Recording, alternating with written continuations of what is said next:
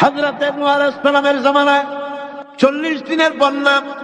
এই বন্যার পরে জাহাজ যখন নেমে গেল, তখন তিনি মনে মনে ভাবলেন, আমি তো জোড়ায় জোড়ায় করে সমস্ত প্রাণীগুলি আর মানুষগুলি, কিছু কিছু মানুষ যারা ঈমান এনেছিল তাদের জাহাজে উঠাইছে, কিন্তু একটি বুড়ি আমার উপর ঈমান এনেছিল আর আমি তার ওয়াদা করেছিলাম সাথে করে নিয়ে যাব, আমি তো তার কথা ভুলে গিয়েছি। অনুশোচনা এলো। জাহাজ থেকে নেমে চতুর্দিকে লক্ষ্য করলেন, মানুষ নাই, জনপদ নাই, সব শেষ হয়ে গেছে। পাহাড় পর্বত কাঠ হয়ে পড়েছে, বিল্ডিং গুলি শেষ হয়ে গিয়েছে, কোন জনপদে কোনো প্রাণী নাই, প্রাণী বলতে কিছুই নাই। হঠাৎ দূরে দেখতেন একটা কুড়ে ঘরের মতো দেখা যায়। ভাবলেন, এত বড় বন্যার ভিতরে কুড়ে ঘর কেমনে থাকলো? আস্তে করে হেঁটে গেলেন কুড়ে ঘরের কাছে। ভেতরে মানুষ আছে বলে মনে হলো।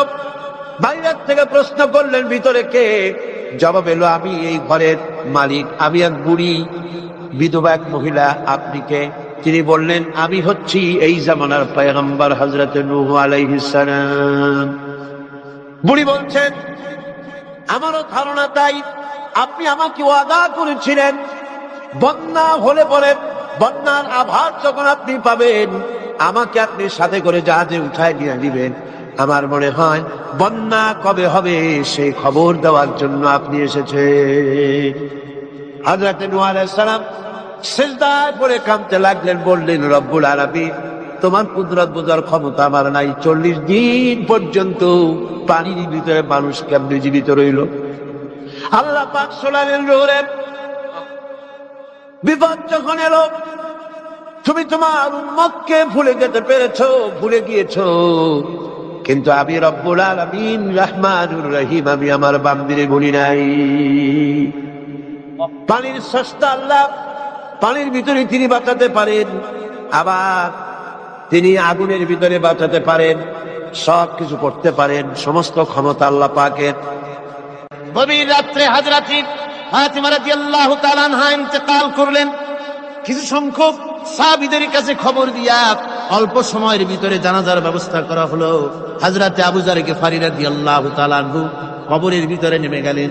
কবরের ভিতরে নেমে গিয়া হযরত আবু যর বলেন, রে কবর, তোর ভিতরে আজকে কাকে রাখবো? তুই কি তা জানিস নাকি? কোনো জবাব আসে না।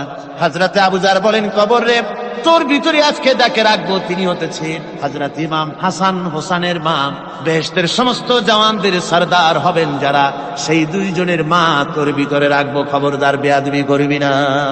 কোনো জবাব না পেয়ে হযরত আবু যর বলেন, ওগো কবরের মাটি, তোর ভিতরে কাকে রাখবো কি জানিস? আসাদুল্লাহিল গালিব, দুনিয়ার সমস্ত কাফেরদের বিরুদ্ধে আল্লাহ রাব্বুল আলামিন যাকে বাঘ বানিয়ে পাঠালেন, সেই হযরতে আলী, তার স্ত্রী রেখে যাব, খবরদার বেয়াদবি করবি না। কোনো জবাব আসে না।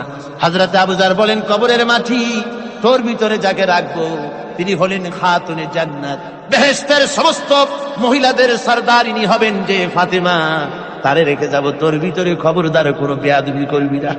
আবার হযরত আবু যর বলেন, কবরের মাটি, তোর ভিতরে কারে রাখবো কি জানিস? তোর ভিতরে আজকে যাকে রেখে যেতেছি তিনি হলেন আখেরি জামানার পয়গম্বর বিশ্বনবী জনাবে মুহাম্মদ রাসূলুল্লাহ সাল্লাল্লাহু আলাইহি ওয়াসাল্লামের কলিজার টুকরা মা ফাতেমাকে তোর ভিতরে রাখবো, খবরদার কবরের মাটি বেয়াদবি করবি না। কিতাবে এসেছে, হযরত আবু যরকে বাড়ি শুনতে পেলেন, আওয়াজ এলো, কে যেন বলতেছে, রে আবু যর, আমি ফাতেমা কি চিনি না, হাসান হোসেনের মা কি চিনি না, আলীর স্ত্রী চিনি না, রাসূলের মেয়ে মা ফাতেমা কি চিনি না।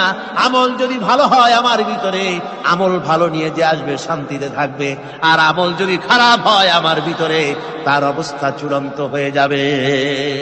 আমার ভাইরা, আমার বন্ধুগণ, আমলের উপরে ভিত্তি করে কিয়ামতের দিন নাজাত হবে। আমল যদি খারাপ হয়ে যায়, কিয়ামতের দিন কেউ তাকে বাঁচাতে পারবে না। এই জন্য কিয়ামতের ময়দানে, হাসরের দিনে আল্লাহর হাবিব জনাবে মুহাম্মদ রাসূলুল্লাহ সাল্লাল্লাহু আলাইহি ওয়াসাল্লাম সিজদায় পড়ে কাঁদতে থাকবেন। আল্লাহ রাব্বুল আলামিন বলেন, হাবিব রে, আপনি কাঁদেন কেন? আজকে তো আপনার কাঁদার দিন না, আমি আপনাকে মাকামে মাহমুদ দান করেছি, আমি আপনাকে কাউসার দান করেছি, আপনার আজকে সম্মানের দিন, মর্যাদার দিন, কাঁদেন কেন?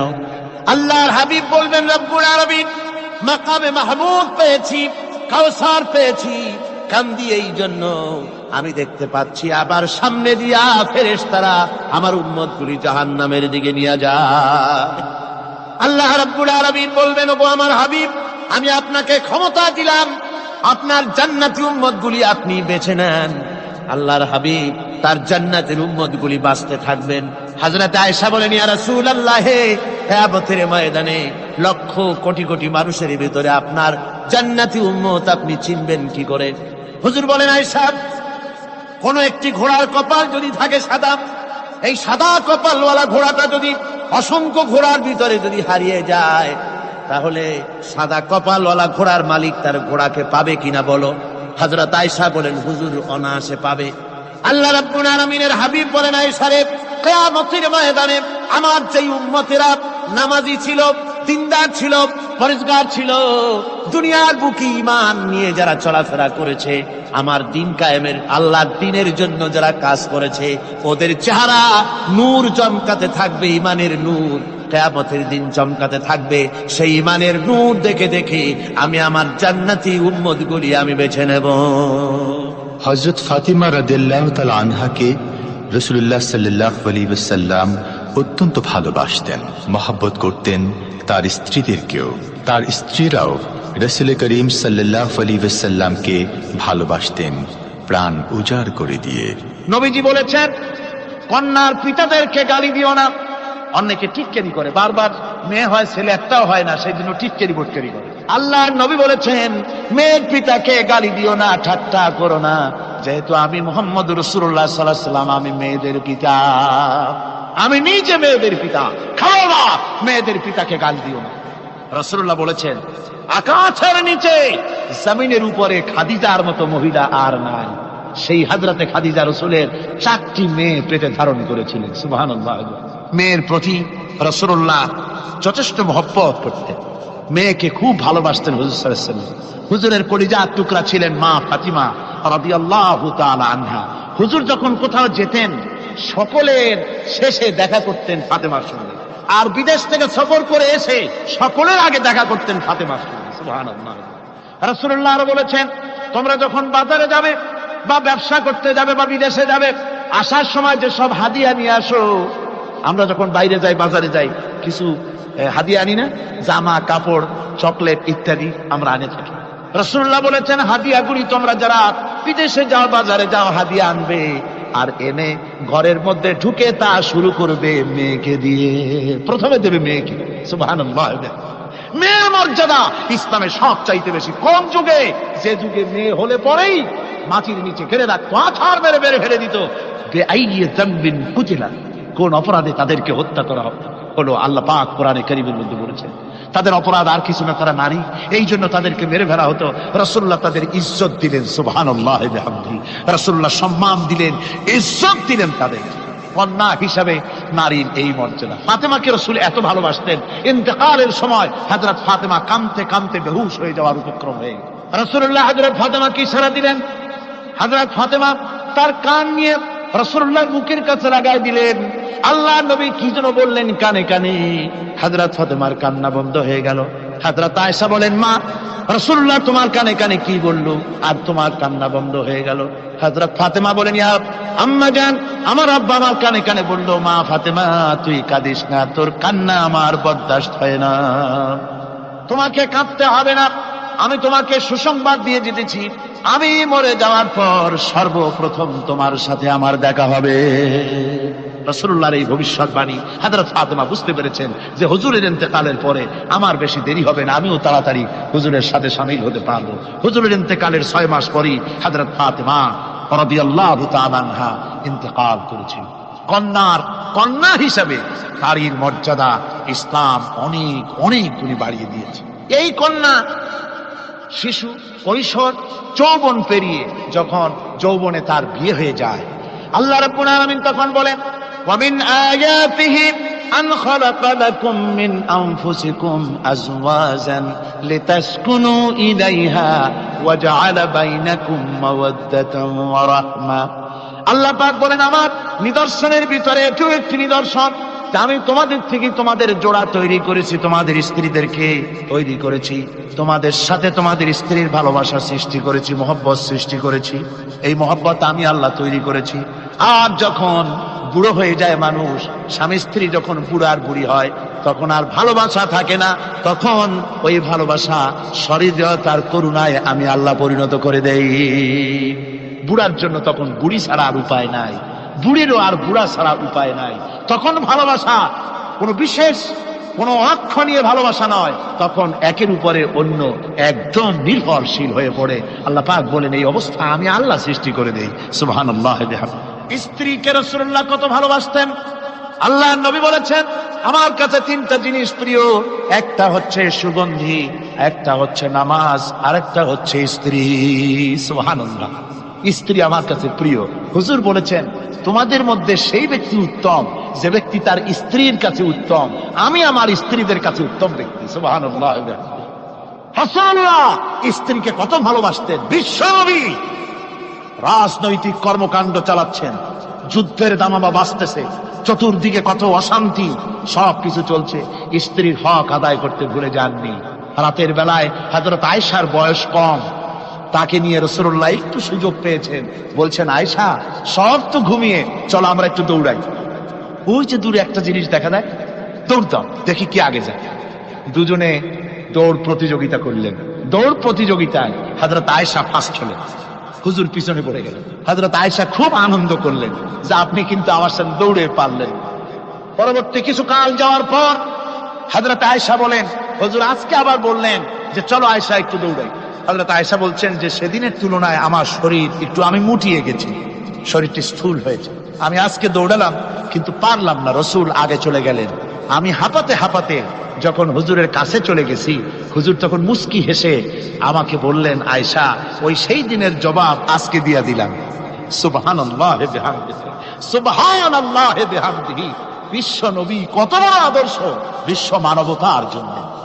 তিনি বলেছেন আরাফাতের ময়দানে রাসূলুল্লাহ বলেছেন তোমরা যেমন পড়বে তোমার স্ত্রীদেরকে তেমন পড়াবে, তোমরা যেমন খাবে তোমার স্ত্রীদেরকে তেমন খাওয়াবে। স্ট্যান্ডার্ড মেনটেন করবে। তুমি ভালো দামের কাপড় পরবে, স্ত্রীকে খারাপ দিবে তা নয়। অধিকার দুজনেরই সমান, স্বামী এবং স্ত্রী সমান অধিকার। কিন্তু আমরা তা বুঝতে পারি না, বুঝতে চাই না।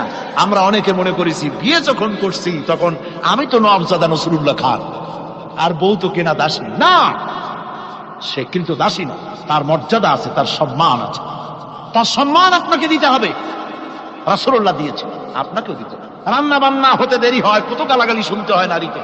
আল্লাহর নবীর স্ত্রী হযরত আয়েশা বলেছেন আল্লাহর নবী কাজ করে, মানুষের সঙ্গে কথা বলে, রাষ্ট্রীয় দায়িত্ব পালন করে ঘরের ভিতরে এসে যখন দেখেছেন রান্না হতে দেরি আছে, রাসূলুল্লাহ বিরক্ত হন নাই, ভ্রু কুঞ্চিত করেন নাই, চোখ মোটা করেন নাই, আমাকে কোনো কথা শোনান নাই, বরং আমার কাছে বসে রান্নায় আমাকে সহযোগিতা করেছেন। সুবহানাল্লাহ বিহামদিহি। এই হলো আল্লাহর রাসূল, এই হলো বিশ্ব নবী। স্ত্রীর সঙ্গে কি মহব্বত! সুবহানাল্লাহ। হুজুর মহব্বত করতেন স্ত্রীদেরকে। রাসূলুল্লাহর ঘরে দৌলত ছিল না, কিন্তু মহব্বত দিয়ে ভরা ছিল ঘরটা।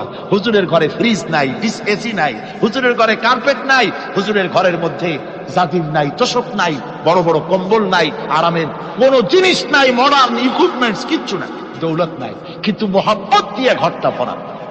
হযরত আয়েশা বলেছেন আমি পানি পান করে, যখন আমি পানি পান করে গ্লাস রেখে দিতাম, আল্লাহর নবী তখন গ্লাসের সেই জায়গায় ঠোঁট লাগাতেন যেখানে আমি ঠোঁট লাগাইয়া পানি পান করেছি।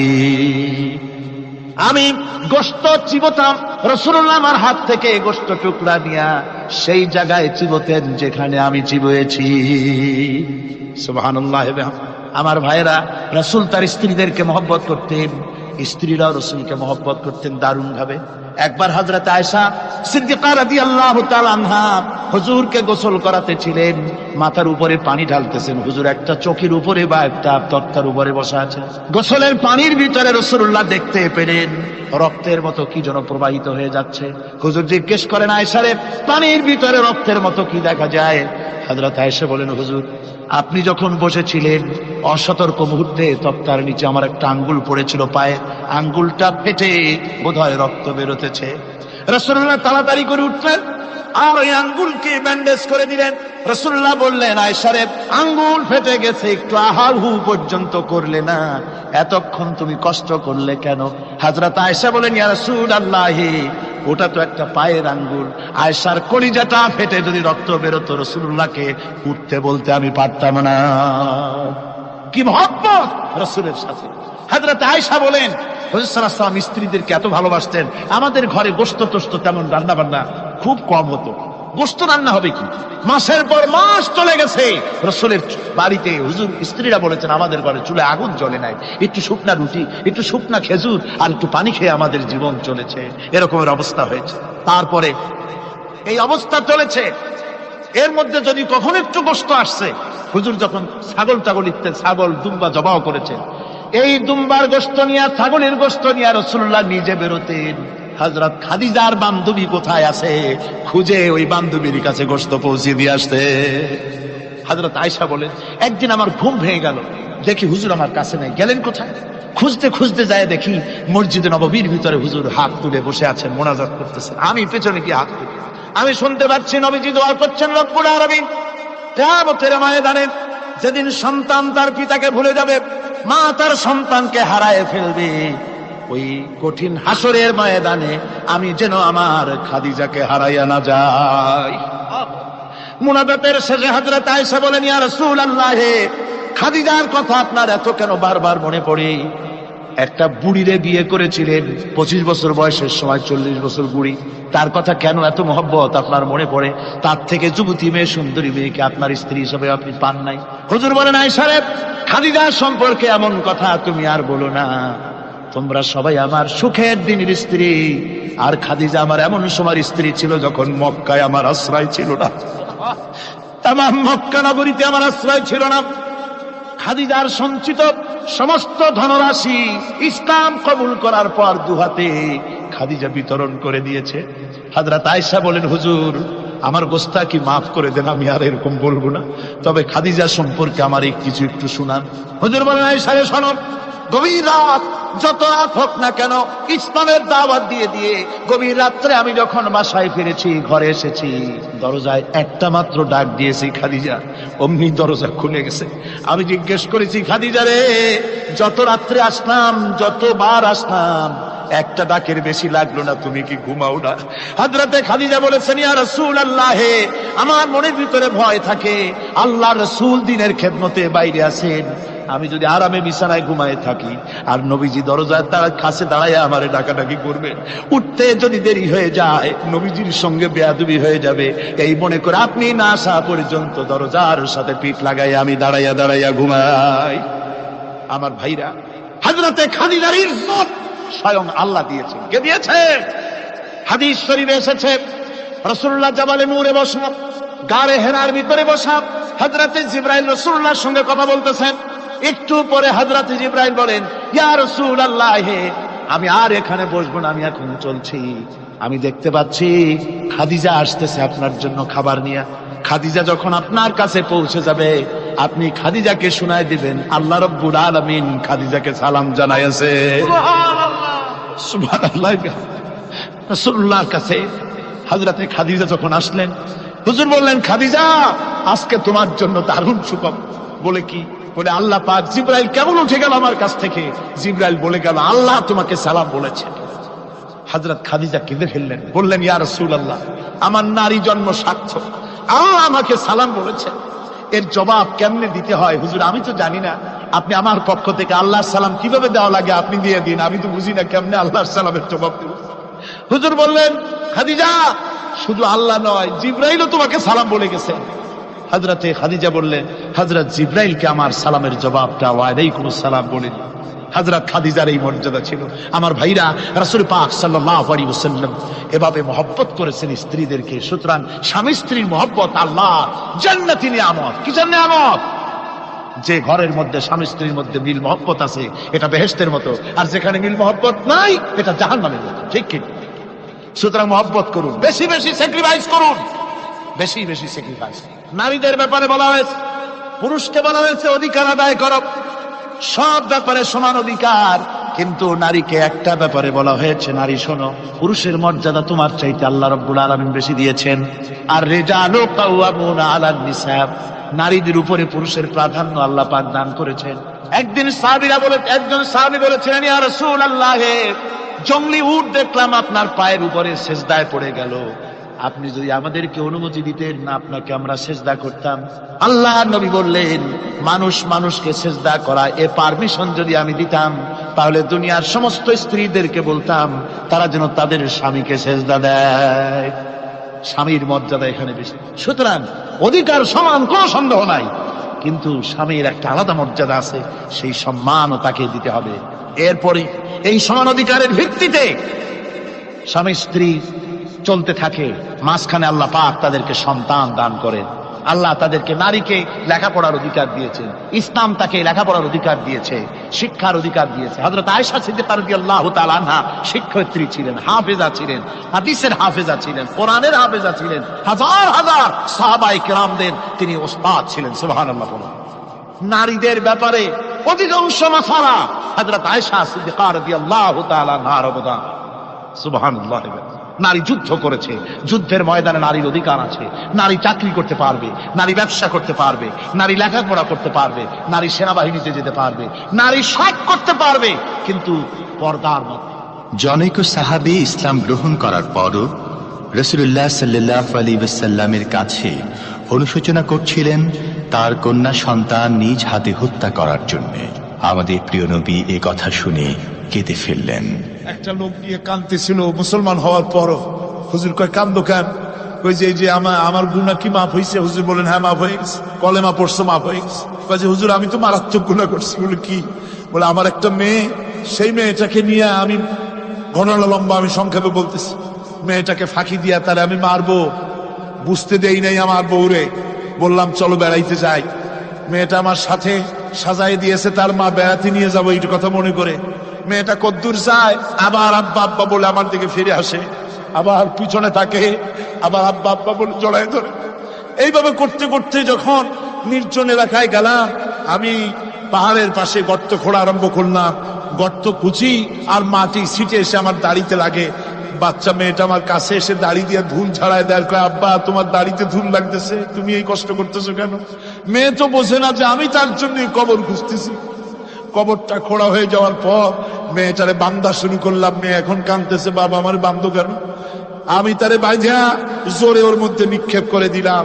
মেয়েটা গর্তের মধ্যে বসে চিৎকার করে বলছে, আব্বা তুমি আমারে বাঁচতে দাও, আমি তোমারে বাপ বলে সমাজে হ্যাঁ করবো না, আমি ভিক্ষা করে খাবো, আমার বেরো না। লোকটি বলছি, ইয়া রাসূলুল্লাহ, আমার মনে দরদ আসলো না। আমি একটা পাথর উঁচু করে আমার মেয়ের বুক লক্ষ্য করে জোরে মেরে দিলাম। বুকটা ফেটে রক্ত ফিনকি দিয়ে উঠলো। আমার মেয়ের বুক থেকে আওয়াজ বেরোলো, আমার কালে যেন এখনো সেই আওয়াজ বাজে। হাদিস শরীফে এসেছে, হুজুরের চোখের পানি দাড়ি ভিজে ভিজে জামার উপরে পড়তেছিল। হুজুর বললেন, আহারে, মানুষও পারে এরকম কাম করতে। পৃথিবীতে নারীর যখন কোনো সম্মান ছিল না, মর্যাদা ছিল না, সেই সময় আমার রাসূল, আমার বিশ্বনবী নারীদেরকে সম্মানের হাত ধরে গর্তের ভিতর থেকে উঠাইয়া রানীর সিংহাসনে বসায় দিলেন। সুবহানাল্লাহ। মায়ের মর্যাদা দিয়ে দিলেন। সুবহানাল্লাহ। নারীরা আমাদের মায়ের জাত, নারীরা আমার কিয়ের জাত? মায়ের জাত। আমার মা বোনেরা, তোমাদের সম্মান কত তোমরা জানো না। আমরা পুরুষ, আমাদের পায়ের তলে জুতা, আর তোমরা আমাদের মায়ের জাত, তোমরা নারী, তোমাদের পায়ের তলে আল্লাহর জান্নাত, আল্লাহর বেহেশতটা তোমাদের পায়ের তলে। এই সম্মান আল্লাহ তোমাদের দিয়েছে, নবী দিয়েছে। সুবহানাল্লাহ। কর ভাইরা আমার, অধিকার ইসলাম দিয়েছে। বিবাহ যখন হয়, এই বিবাহের সময় এজেন্ট আনতে হয়। আর বিবাহ হচ্ছে বিবাহ বৈঠক। এজেন্ট আনার জন্য ওই যে কি জানি কয়, ম্যারেজ রেজিস্ট্রার বা মৌলবি সাহেব, কার অনুমতি আগে নেয়? বলেন কার অনুমতি? তাহলে অধিকার ইসলাম পুরুষে দিল না মেয়ে লোকের দিল? আগে মেয়ে লোকের কাছে যাও। মেয়েটাকে জিজ্ঞেস করো সেই বিবাহে রাজি আছে কিনা। সুবহানাল্লাহ পড়ে, এই বিবাহে রাজি আছে কিনা জিজ্ঞেস করো, তার অধিকারী বেশি। এরপরে এই বিবাহে করার ব্যাপারে কত বৈষম্য। আজ বিবাহ করতে গেলে যৌতুকের প্রথা এসেছে। রাসূলুল্লাহ যৌতুক দিয়েছিলেন, ওটা যৌতুক না, ওটা উপহার, ওটা হাদিয়া। রাসূলুল্লাহ তোহফা দিয়েছিলেন হুজুরের জামাই। সুবহানাল্লাহ, কি জামাই! এক জামাই তো জিন্নুর আইন, যাকে ফেরেশতারা পর্যন্ত লজ্জা করত যারে দেখে, হযরত উসমান রাদিয়াল্লাহু তাআলা আনহু। আরেকজন হযরত আলী কাররামাল্লাহু ওয়াজহাহু। হযরত আলী, যার সম্পর্কে রাসূল পাক সাল্লাল্লাহু আলাইহি ওয়াসাল্লাম যাকে কত সম্মান দিয়েছেন, কত মর্যাদা দিয়েছেন, এই হলো হযরত আলী হুজুরের জামাই। আনা মদিনাতুল ইলম ওয়া আলিউম বাবুহা, আমি হলাম জ্ঞানের রাজ্য, আর আলী হলো সেই রাজ্যে প্রবেশের দরজা। সুবহানাল্লাহ। ভাইরা, এই হলো জামাই। আর মেয়ে খাতুনে জান্নাত বিনতে রাসূল, বেহেশতের সমস্ত রমণীদের সরদারিনী মা ফাতিমাতুজ জাহরা রাদিয়াল্লাহু তাআলা আনহা। কি উপহার দিলেন বিয়েতে রাসূল! এই মেয়ে আর এই জামাই। উপহার হলো খেজুরের ছোবড়ার একটা তোষক, পানি উঠাবার জন্য একটা মশক, আর আটা পেশা একটা জাত। এই হলো নবীর মেয়ে আর জামার জন্য। রাসূলুল্লাহ সাল্লাল্লাহু আলাইহি ওয়াসাল্লামের স্ত্রী মা উম্মে হাবিবা আমাদের প্রিয় নবীর সম্মানের প্রতি ছিলেন খুবই যত্নশীল। তার পিতা তখন ইসলাম গ্রহণ করেননি। এমন অবস্থায় পিতা ঘরে প্রবেশ করলে রাসূলুল্লাহ সাল্লাল্লাহু আলাইহি ওয়াসাল্লামের স্ত্রী তার পিতার সাথে যে আচরণ করেছিলেন, এখন আমরা শুনব সে কাহিনী। আবার স্ত্রীরা রসুলের প্রতি কি ভালোবাসা দেখেছেন। হযরত উম্মে হাবিবা রাদিয়াল্লাহু তাআলা আনহা, আমাদের মা আবু সুফিয়ান রাদিয়াল্লাহু তাআলা আনহু, তার মেয়ে। তার কাছে আবু সুফিয়ান তখনও কাফের, সেই কুফরি হালতে মেয়ের ঘরে গিয়েছেন। যাওয়ার পরে হযরত উম্মে হাবিবা বাপ যখন বসতে গিয়েছেন, তখন উম্মে হাবিবা বলছেন যে আব্বা একটু দাঁড়ান। এই অবস্থায় দাঁড়াতে বলে বিছানাটা উল্টায়া দিয়া তারপরে বললেন যে বসেন। বাপ মনে খুব দুঃখ পেলেন। আবু সুফিয়ান বললেন, মা উম্মে হাবিবা, আমি তোমার পিতা, ভালো একটা বিছানা থাকলে তাই বিছায় দেওয়া উচিত ছিল, আর তুমি বিছানাটা উঠাইয়া তারপরে আমার খালি জায়গায় বসতে বললা, আমি তোমার ব্যবহারে আহত হলাম। হযরত উম্মে হাবিবা বলেন, আব্বা জান, নিশ্চয়ই আপনি আমার আব্বা, শ্রদ্ধেয় পিতা, কোনো সন্দেহ এতে নাই, কিন্তু আপনি একজন কাফের। আল্লাহর রাসূল যে বিছানায় বসেন, সেই বিছানা আমি একটা কাফেরকে বসতে দিতে পারি না। قيل يا رسول الله ومن أبى